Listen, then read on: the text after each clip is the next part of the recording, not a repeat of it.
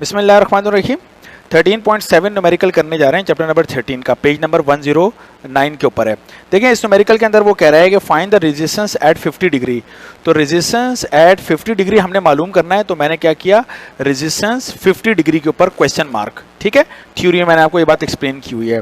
आगे वो कह रहा है ऑफ ए कॉपर वायर, तो कॉपर की वायर है, तो कॉपर की वायर के लिए डेटा यानी रो की वैल्यू ये हमें गिवन है और अल्फा की वैल्यू ये भी हमें गिवन है। ये दोनों वैल्यू एग्जाम में गिवन होती है। ठीक है, कह रहा है 2 मिलीमीटर इन डायमीटर, तो उसका जो डायमीटर है वो 2 मिलीमीटर है। तो 2 को मैंने 2 लिखा, मिली की वैल्यू होती है 10⁻³ मीटर, राइट। तो मैंने थ्योरी में आपको एक्सप्लेन किया था, हमें डायमीटर नहीं चाहिए होता, हमें रेडियस चाहिए होता है। तो डायमीटर को 2 से डिवाइड करो, इट बिकम द रेडियस। तो मैंने क्या किया, डायमीटर की वैल्यू 2⁻³ को मैंने 2 से डिवाइड किया, सो 2 से 2 कैंसिल हो जाएगा, तो मेरे पास एक्सपोनेंशियल-3 मीटर आ गया। ये आ गया मेरे पास रेडियस। आगे वो कह रहा है एंड 3 मीटर लॉन्ग, और जो उसकी लेंथ है वो कितनी है, 3 मीटर लॉन्ग है। सही है, तो इस न्यूमेरिकल को सॉल्व करने चलते हैं। हमें रेजिस्टेंस मालूम करनी है 50 डिग्री के ऊपर।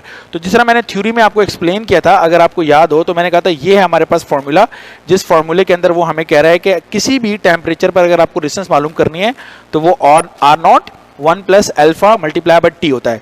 तो अगर मैं उसके हिसाब से इस फॉर्मूले को ट्रांसफॉर्म करता हूं आज, तो ये फॉर्मूला कुछ ऐसे ट्रांसफॉर्म हो जाएगा कि R50 = R0 1 प्लस अल्फा की वैल्यू मेरे पास गिवन है।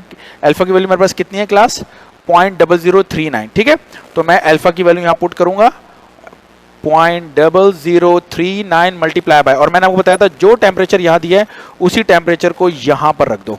ठीक है, ये आपने फॉर्मूला बना दिया। तो अब इस फॉर्मूले के अंदर देखिए ये पूरी ब्रैकेट तो हमें ऑलरेडी मालूम है, सिर्फ हमें क्या मालूम करना है, R0 की वैल्यू मालूम करनी है।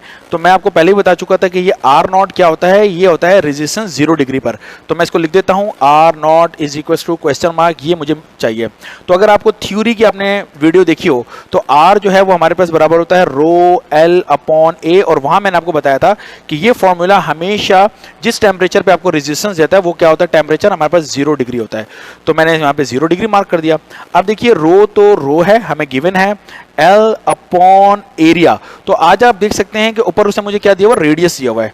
तो अगर रेडियस दिया हुआ है तो इसका मतलब है मैं उस वायर का जो क्रॉस सेक्शनल एरिया है वो मैं क्या लिख सकता हूं, πr², एज इट इज मैंने आपको थ्योरी में एक्सप्लेन किया हुआ है, राइट। तो अब मुझे सिर्फ कुछ नहीं करना है, इसमें वैल्यूज को लाके पुट करना है। तो R0 = रो की वैल्यू है 1.60 10⁻⁻8, ये एग्जाम में गिवन होती है, याद रखिएगा। मल्टीप्लाई बाय मेरे पास क्या है, लेंथ है, और लेंथ मुझे कितनी गिवन है, 3, तो मैंने 3 लिख दी, डिवाइडेड बाय पाई की वैल्यू 3.142 होती है मेरे पास, और रेडियस की वैल्यू मेरे पास कितनी है, 10⁻³ और उसके ऊपर आप स्क्वायर अप्लाई कर दीजिए। एग्रीड। तो इन तमाम वैल्यूज को सिंपल आपने कैलकुलेटर में रखना है। जब आप कैलकुलेटर में इन तमाम वैल्यूज को रखेंगे तो आपका जवाब आ जाता है 0.01527, और रेजिस्टेंस का यूनिट होता है ओहम्स। एग्रीड। अब ये R0 की वैल्यू आ गई है, उठा के पुट कर दो यहां पर, आपको न्यूमेरिकल सॉल्व हो गया। सो दिस इंप्लाइज दैट हमारे पास R50 = R0 की वैल्यू 0.01527। ठीक है, यहाँ R0 की जगह पे मैंने ये R0 की वैल्यू यहाँ पे पुट कर दी। ठीक है, और साथ में क्या है, 1 + 0.0039 मल्टीप्लाई बाय 50। तो मेरा ख्याल है ये सिंपल कैलकुलेटर में अगर आप रखें तो डायरेक्ट आपका आंसर आ जाएगा। तो टेम्परेचर 50 के ऊपर जो रेजिस्टेंस आ रही है वो बन रही है 0.01825 ओहम्स। तो ये है जनाब हमारा आंसर।